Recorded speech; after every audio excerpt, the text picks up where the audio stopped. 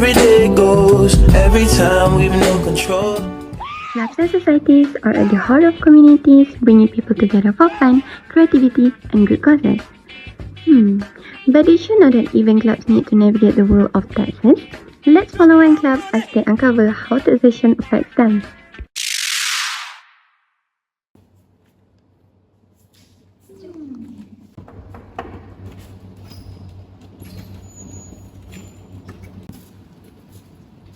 Guys, we've got a problem. The tax office says we owe tax 15,000, but I thought we are a non-profit club. Why are we being taxed? Wait, isn't all our income from members? We shouldn't be taxed, right? Not necessarily. Remember, we have made some income from our members too, like renting out our hall for events and selling food at our charity bake sale. That's true, but I'm still not clear how all of this works. We need to figure it out before we get penalized. Every club must understand where taxes apply. In this case, it's not just about membership fees, but income from the members triggers tax obligations.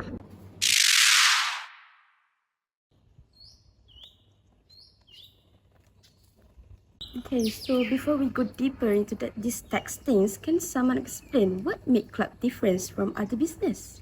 Good question. A club is an association formed for social, leisure, recreational or sports activities. It is not meant to make money for personal gain, but for the benefit of its members. Is this something we need to prove to the tax office? Yes, clubs must be registered under the Societies Act 1966 to operate legally. We also need to keep clear records of our activities, including income and expenses. Wait, how does this affect tax? Here, where it gets tricky, income from members is not taxable due to the principle of mutuality, but income from non-members is considered income and is taxable. So, income from events open to the public is also taxable? Exactly. Any income we generate from non-members, like renting the hall or selling food to the public, is taxable. Okay, but I think we have missed out the income. Last year, we only separate some of our expenses correctly, but not all. So what if we miscalculate the taxable amount? That's what I'm worried about. Let's go over the figures again. If we mix the expenses for members and non-members, it could lead to underreporting of taxable income.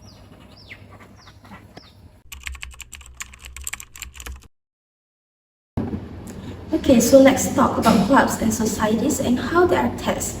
First, clubs and societies are groups formed for activities like sports, recreation or hobbies. They are created for the benefits of their members and not to make a profit. Under the Society Act 1966, they are classified as a body persons for tax purpose. Alright, next, the principle of mutuality. This means clubs don't pay tax on money from their members, like fees or subscriptions, because it isn't considered profits. However, if they earn money from non-members, such as through events or renting spaces, the income is taxable. Lastly, the income is divided into two categories. Money from members, like entrance fees and subscriptions, is tax-free. But income from non-members, like fundraisers or renting facilities, is taxable as business income. That's why clubs must keep clear records of both two types of income to manage their tax properly.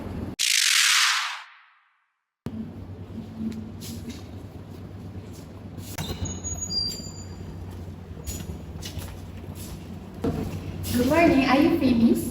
Hi, morning. How can I help you today? Please have a seat. Thank you. Okay, so hi miss, we are from a local club. We've been running events and activities, but we are not sure if we are handling the tax properly. We've heard that the income from non-members is taxable, but we are not sure how to separate that from our members. Yeah, we have been mixing out members and the members' incomes, so we want to make sure if we are doing this right. Oh, don't worry. You are not alone in this. It's actually very common for clubs to get little mixed up. Let me explain more. Here's the thing. Income that comes from your club members like membership fees, entrance fees, subscription is not taxed. This is due to something called for the principle of mutuality, which means you are not making a profit from your members. It's just exchange of fund within the group. Oh, that makes sense. So we don't have to pay tax on those things, right? Exactly. Now, here where it gets more complicated.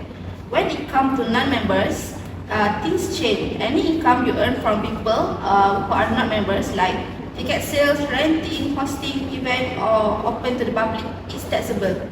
It's considered business income. So, if we rent out our hall for a members event, does that income is taxable? Exactly. Even if it's just small charity or one-time fundraiser, that income needs to be reported and taxed. The important thing is to keep separate record of income from members and income from non-members. Okay, here are example. Let's say your total income for the year is 500,000 and 300,000 reported come from members, other than 200,000 from non-members. Reported will be non-members income and separately. The income from non-members is where tax will be applied. Got it. So we need to keep each source of income separately, right? Yes, that's crucial. And to make sure you are doing everything correctly, you should apportion common expense like your rent, salaries, or utilities between member and non-members activity. This helps determine how much of your expense can be deducted from taxable income. Oh, that sounds a bit more complicated. But I think we can manage it if we stay organized. Exactly. The key to avoiding issues with tax is clear and organized record keeping. Keep separate accounts for income from members and non-members, and always track your expense carefully. I will give you a file booklet and you can get guide step by step through the process. It's really important that you follow these guidelines, especially when it's come to filing your tax. Make sure to keep your records for at least 7 years in case you are ever audited.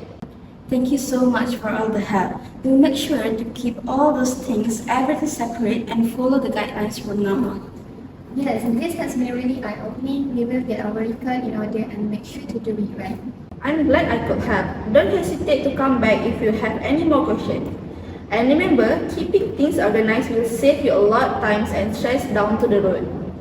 Now, with the right guidance and a bit of organization, the club now understand the importance of separating income and expenses for members and the members, setting them up for tax compliance and success. In this video, we will look at how Photography Club calculate its income, expenditure, and tax payable using the example for the year ended 31st December 2033. Okay, now we will look at the Photography Club example.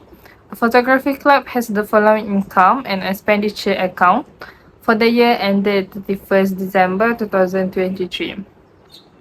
The club earns income through members' subscription fees, photography workshop open to public, and interest from fixed deposit. These all are listed under total receipts.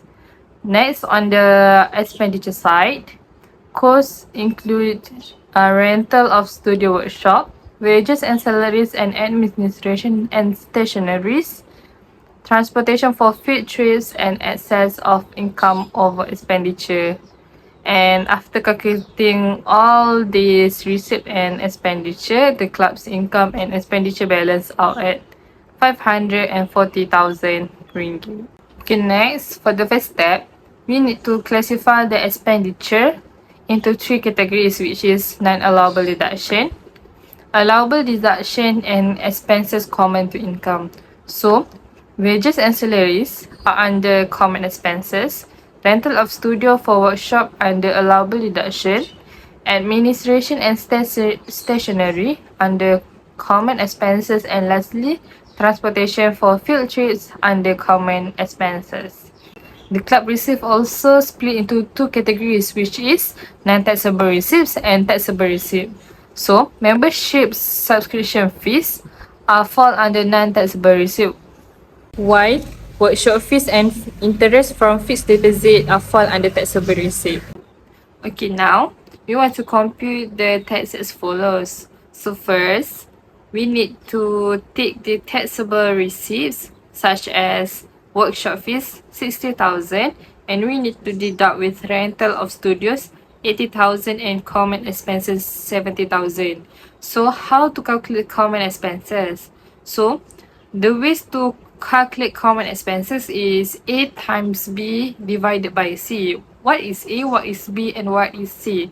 A is a common revenue expenses, while B is gross income from transaction with non-members, and C is gross income from transaction with members and non-members. Apportionment of common expenses is equal to 280,000 ringgit divided with 180,000 ringgit plus with 60,000 ringgit, and we will get 70,000 ringgit. Okay, next we will get the adjusted business loss 90,000, and this will be treated as current year business loss. Next we will get the adjusted income is nil, and with the interest 300,000, and we will get the aggregate income 300,000 also. So we need to deduct with the current year business loss 90,000 ringgit, and we will get the total chargeable income 210,000 ringgit. Okay, now from the total chargeable income, we can calculate the tax payable. So on the first 100,000 is taxed at 13,850. So the next 110,000 is taxed at 26%, and we will get 28,600. So the total tax payable, we will get 42,450. Okay, lastly, to summarize, the photography club separates its income and expenses, identify taxable amount, calculate chargeable income, and applies the relevant tax to arrive at tax payable. This ensures compliance with the tax regulation while optimizing deduction. Thank you for watching. Managing a club isn't just about running events, it's also about understanding your tax responsibilities. By keeping clear records and knowing what's taxable, we can keep our club from penalties and focus on what really matters, which is building a great community.